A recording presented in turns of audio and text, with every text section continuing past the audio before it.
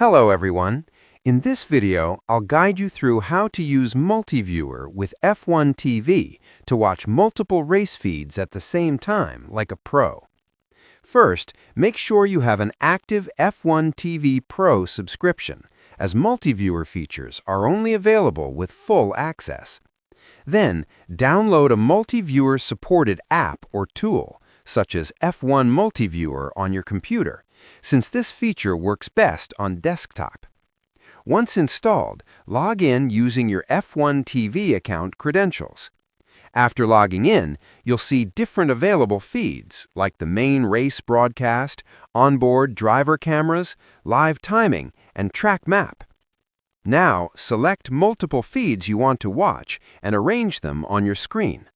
You can resize and position each window to create your own custom layout depending on your preference. During the race, you can switch between drivers, listen to team radios, or focus on specific battles happening on track, all in real time. Make sure you have a stable and fast internet connection, as running multiple streams at once requires good bandwidth. Subscribe the channel for more videos.